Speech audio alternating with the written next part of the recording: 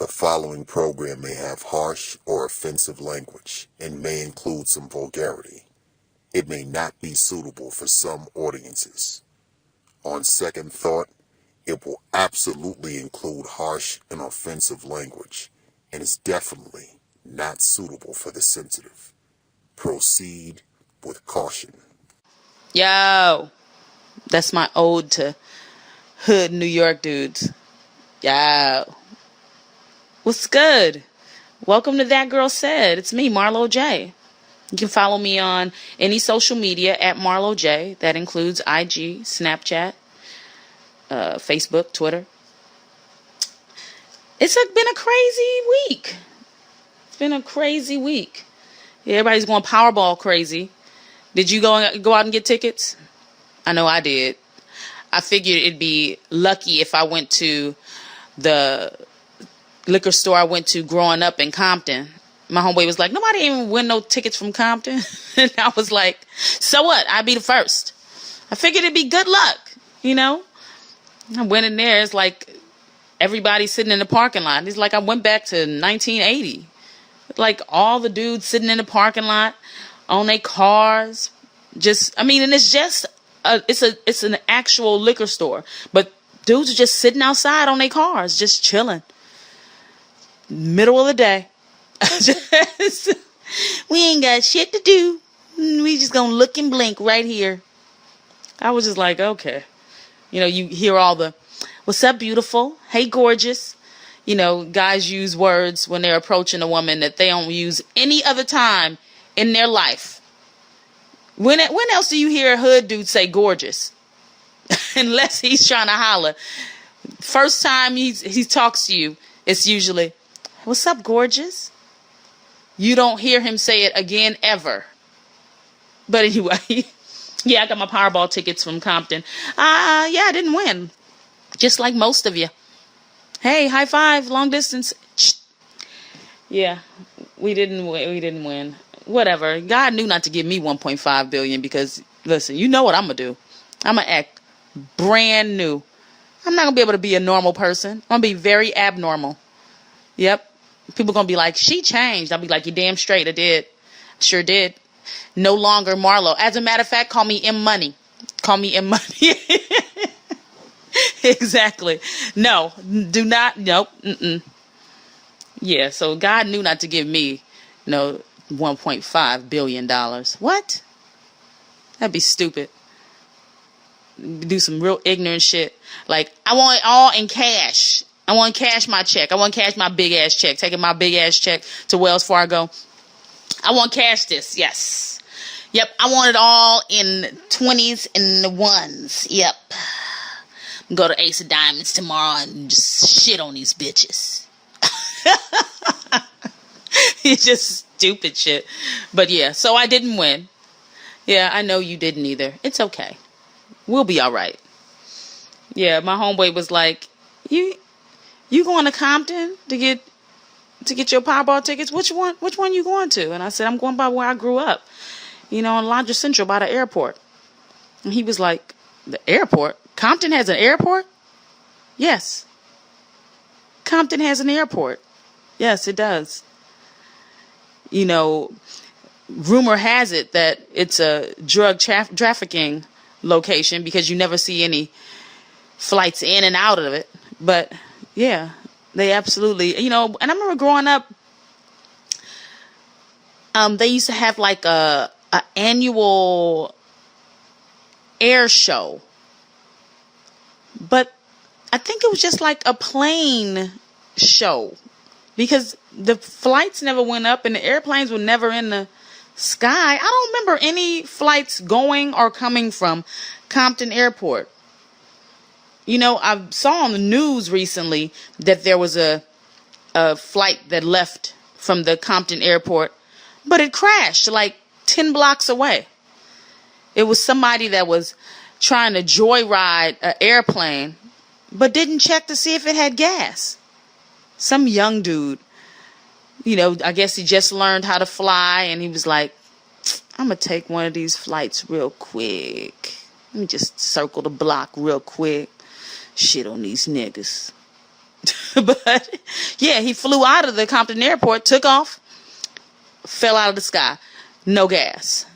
In somebody's backyard in Compton, like, and I mean literally like 8 to 10 blocks away, less than a mile away. Literally less than a mile away. Like literally he could have landed in somebody's backyard, hopped out, walked back to the airport and be like, yo, Michael, so I took your plane, right? It's in somebody's backyard. It's in the Johnson's backyard over on Greenleaf. We need to walk around there and get somebody to tow it. Like literally. Like, but yeah, that's the only flight I've ever even heard of coming out of Compton Airport. But yeah, Compton does have an airport. Like, I just learned you something. Anywho, yeah, I didn't win Powerball. So what? My life is the same as it was yesterday. Have you guys heard about the NFL moving to LA? That LA is getting like a couple of teams or a team or something like that. Yeah, I heard that that it was supposed to be between 3 teams, like the San Diego Chargers, the St. Louis Rams, or the Oakland Raiders. And, you know, of course, all the hood people want the Oakland Raiders, you know, because it used to be the Los Angeles Raiders, you know, back when NWA made the whole Raider apparel popular. Did anybody ever see that? Okay, I'm always talking about documentaries. I am a huge documentary buff, but did anybody see that Straight Outta LA documentary about the impact on rap music and the NFL and the Raiders and all that, blah, blah, blah? Yeah, anyway, so yeah. But yeah, the Oakland Raiders coming back to LA would be huge for most people, but yeah, I just remember, and I don't know if it's true, but in my head, I remember being the Raiders fans being mad, aggressive, and violent. Like low-key crazy. But, yeah, well, I don't know. But the St. Louis Rams, everybody was excited about the St. Louis Rams coming back because they were like, that's the original LA team. Yeah. I don't care. I don't care if the San Diego Chargers come back. I mean, because San Diego's, 2 hours away? It's right here. It's like they wouldn't be going nowhere. I don't know. I really don't care. But what I do care about is the location that they put it in. They had 2 locations, either Carson, which is a neighboring city of Compton, or Inglewood, which is by the airport, LAX airport. And I think that if they put it in Carson, I think that it's easier to get to because you have a bunch of major arteries to get there. But in terms of putting it in Inglewood, oh my God. The traffic from LAX and the football stadium, if they put it there, would be ridiculous. I live in the valley, so it's hella far away from me, but I just don't want to be in any traffic trying to get to and from home, you know, when it's a game day. But they don't care. Anyway, from what I hear, they're leaning more towards Inglewood anyway. And they're leaning towards 2 teams, the St. Louis Rams and the San Diego Chargers. Whatever. I'm sure that some of y'all out there care. Her don't. Her being me, Marlo, she don't. Anyway. This week I had to talk some friends off of a ledge. Like, I had a conversation with somebody, and I feel like, do you guys have these friends that you constantly are trying to mediate between them and crazy? You know, you trying to mediate between them being regular and crazy, and they always go ham for no reason, or it's always something wrong. Like 2 different type of people. One person that you take anywhere and they always upset. It's always something. They got to find something wrong. What is that about? Like, did you come out to have an unfun time? Like, you have to find something wrong? Like the chick that comes to the club and she be like, I don't like this DJ. The boys here are ugly. It's like, yo, so what? Or the chick that be like, what? Did you see how she looked at us? Who? No, I didn't. I was too busy over here having fun. I was too busy right here with us having a fun time. I wasn't looking around trying to get eye contact and gaze into anybody's eyes and see how they were looking at me. No, I didn't. It's like, get that. And then the other kind of person that they get upset and go to 10 from what seems like over nothing. Like I was on the phone with a friend the other day, and because I didn't want to hear the entire story of what they were saying, I was trying to get to the point because I had to get off the phone. They got so pissed. And you know, when I can't front like I haven't heard that, you know, sometimes my delivery isn't the best. But I mean, even when I'm saying, okay, my bad. Why are you getting upset? Why are you getting upset? Like, it's like, they're like, no, I just, it's like, okay. It's like, you want to be like, all right, you're crazy. Run along, read some books. I don't want to deal. But if you care about this person, if they're your friend and you love them, you don't want them to feel like their feelings don't mean anything to you, right? So it's like, you're like, okay, I'm trying to address, you know, your feelings and, you know, and not be dismissive of your feelings. So you're like, okay, what's wrong? Why are you being upset? And then they get even more upset because you're asking them why you're getting upset. It's like, oh my God, how do you even get out of that?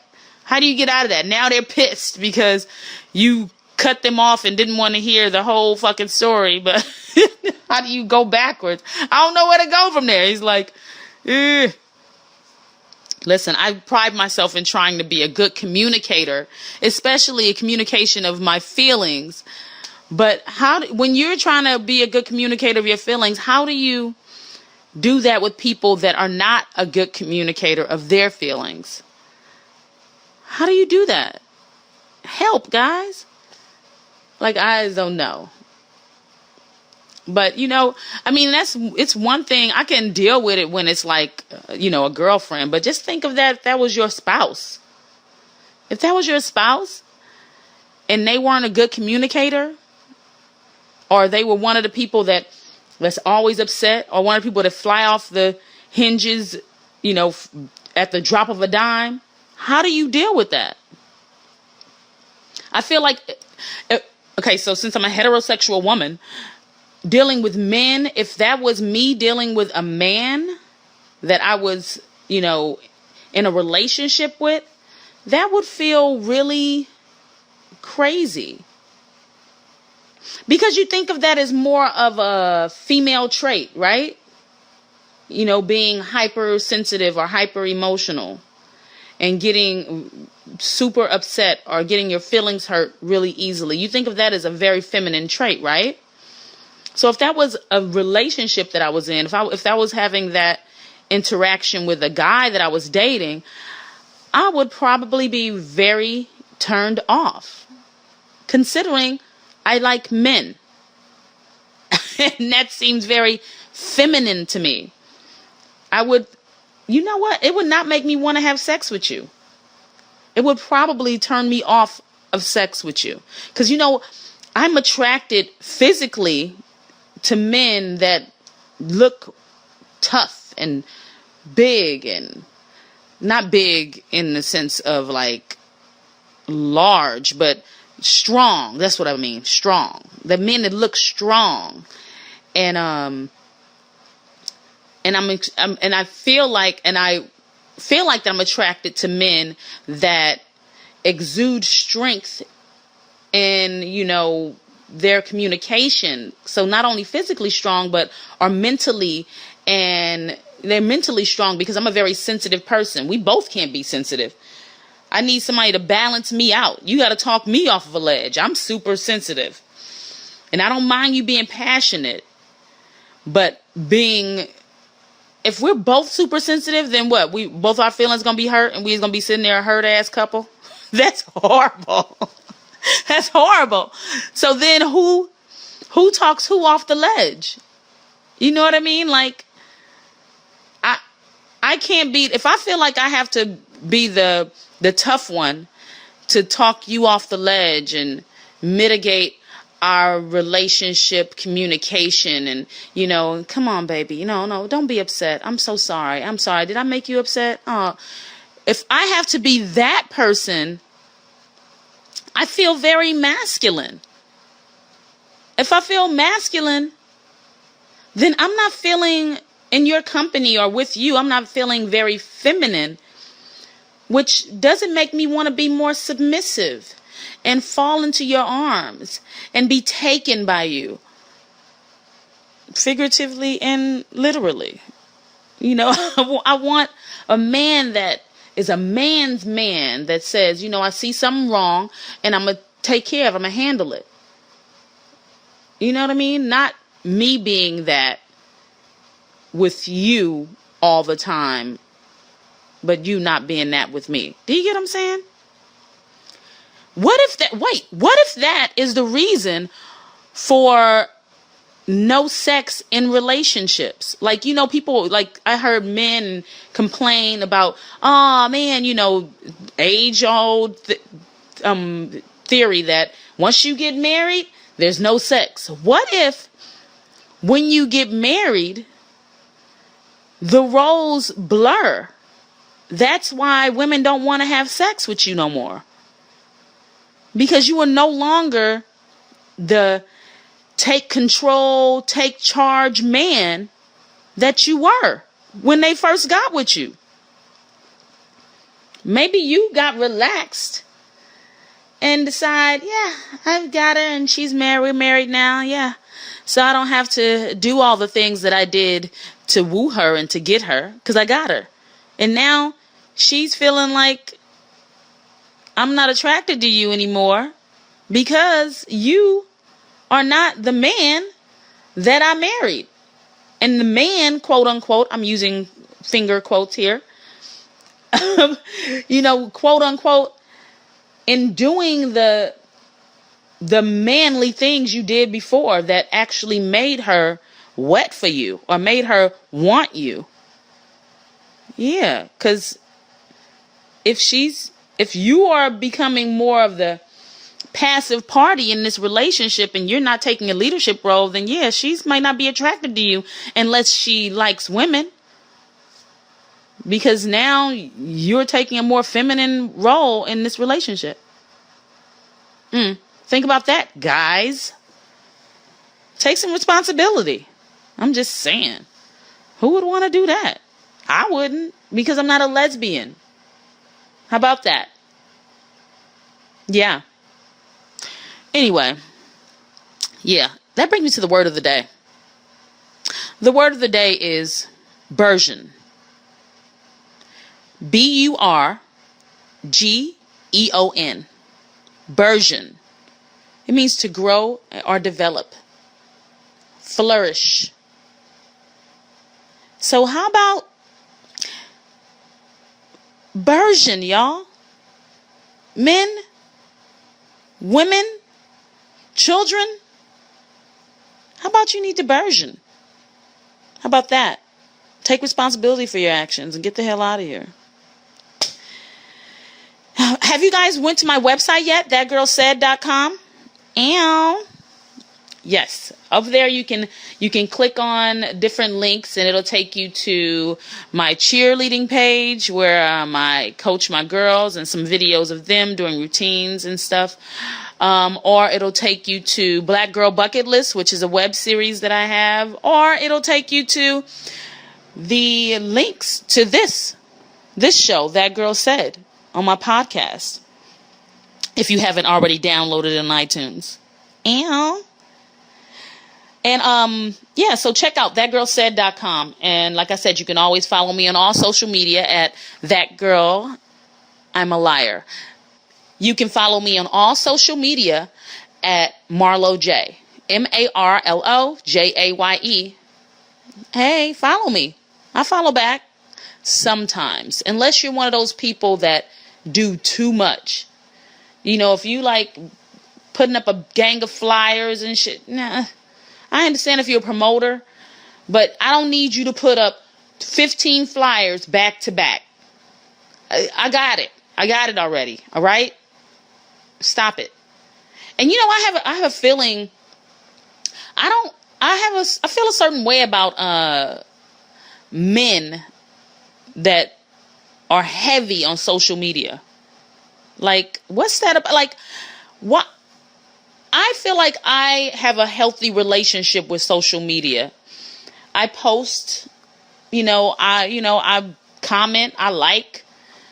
But if you have so much time on your hands to where you can post so much, I don't know how I feel about that. It seems like it's crazy. Like, that is a little bit crazy. Like, guys, I don't want to see you all day on Snapchat, all day on Instagram. Like, you done posted 15 things in one day on IG. Or you done posted your entire day of everything you're doing on Snapchat. It makes me feel like you really don't have a life. Like, you really don't have a life. I feel like women, because, we're supposed to be paying attention to what we look like. So, you give you the selfie face all day. We be looking to see what we look like all day and fixing our hair and everything. So, yeah, we can probably do a Snapchat or Instagram.